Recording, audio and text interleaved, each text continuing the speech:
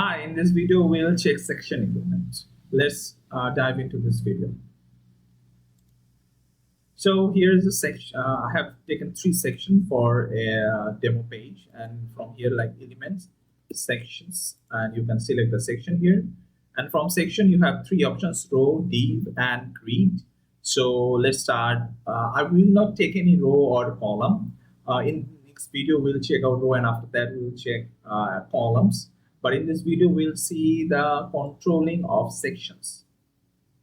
So from here, you can directly add the elements here, like you can directly add row, because from preference, we have open library selector. So that's why it's element. If we delete select it, now we have row directly. We can take a row from here.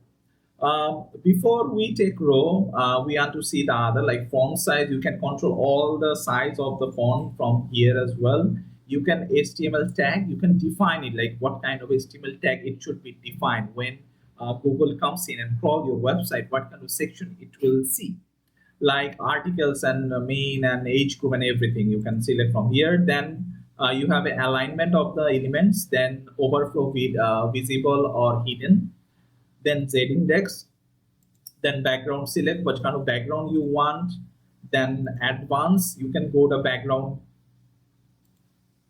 If we go in advanced, then we can have like image, we can select image, like from here we can select the image as well. Select this one. Like lower layer we have selected image, then in the upper layer we can select the color, like a black shade color. We can also like have gradient. We can see this kind of these things in the future video. Then we have border radius. We can also have radius on the column as well. Then these are for separators. Let's remove this one first.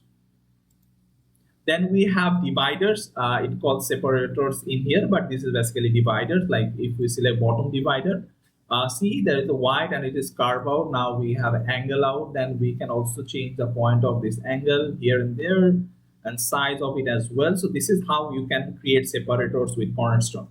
But there are another interesting way we will see in our future video, that we can use div and component, how you can create our own elements and create our own separators for the projects we start doing. Then this is the design section. In design section, we have a very common things on every element, like margin, padding, then border radius and box shadow. These are the common things we have in every element.